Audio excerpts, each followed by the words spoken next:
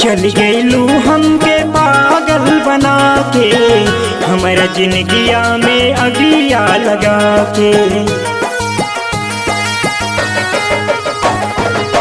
चल गईलू हमके पागल बना के, हमारा जिंदगिया में अगिया लगा के। पीर पीरतिया के तू ना समझ लू, पीर पीरतिया के तू ना समझ लू।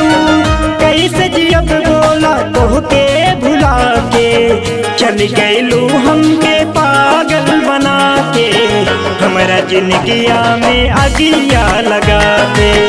चल गईलू हमके पागल बना के, हमारा जिंदगिया में अगिया लगा के।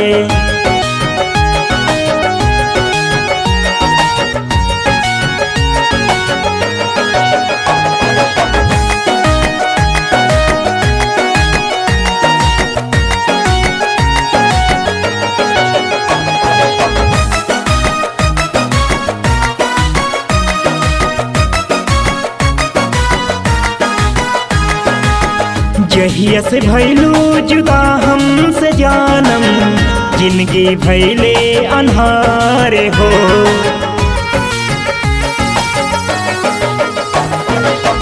रोके रुके नाही अखिया से आंसू, कैसे भुलाई प्यार हो। मार लताना सारा जबाना, मार लताना सारा जबाना। भैलू दूर दाग दिल में लगा के, चल गईलू हमके पागल बना के, हमारा जिंदगिया में अगिया लगा के। चल गईलू हमके पागल बना के, हमारा जिंदगिया में अगिया लगा के।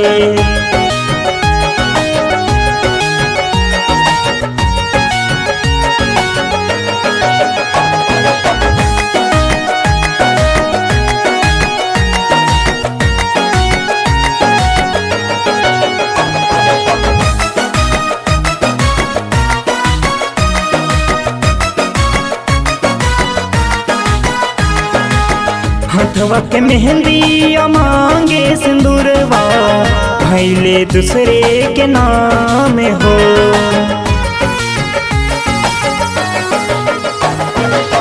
कवन खता के सजा हमके दिहलू, कदेहलू बदनाम हो। तन्हा कह गईलू हो करे जा, तन्हा कह गईलू हो करे जा। सच देवा से सनहिया छुड़ा के, चल गईलू हमके पागल बना के, हमारा जिंदगिया में अभी